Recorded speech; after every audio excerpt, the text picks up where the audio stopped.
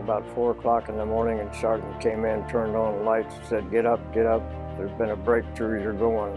And I said, "We don't have any winter clothes, we don't have any rifles, our crew-served weapons are turned in."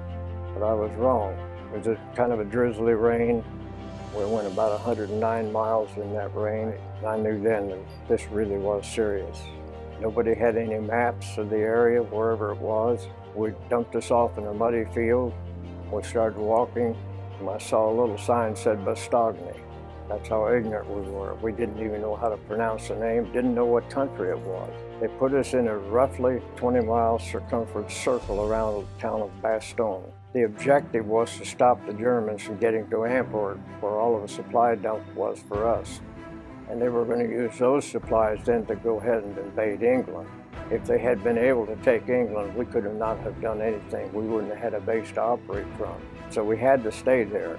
Now you've heard that Patton rescued us, and that's not true.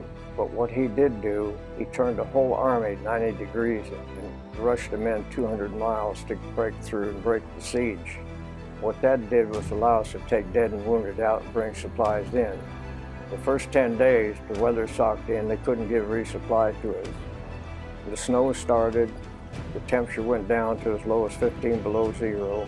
We were dressed in what I have on right here, nothing else. The first things came in were not food, it was ammunition. It wasn't clothing. But after they got some relief, when Patton came in, then they started giving us overcoats, and for that time, most people's feet were frozen, and your hands were frozen, and you were in the first stages of shutting down. You know, when you're really cold, you shiver to keep warm.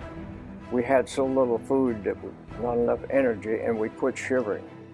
That means you're really in bad shape, and the doctors couldn't understand how we survived. I had 3 boxes of K-ration. That was supposed to last 1 day. That's what I had for 10 days. My Christmas dinner was snow and lemon powder, laced with cordite on the snow. In our unit, wherever we were, no matter what the situation, we patrolled every night. The operation was very successful, but we lost 80,000 men up there, killed and wounded. The Germans came in and asked for our surrender, and Tony McAuliffe, the general, thought that they were going to surrender to us. When he was told, no, they want us to surrender, he said, "All nuts. What am I going to tell these guys?" And General Kennard, who was then a bird colonel, said, "Well, that last remark you made was pretty good." And they wrote it down and gave it to Colonel Harper. Harper handed this guy the note, and he said, Neutz, what does this mean?"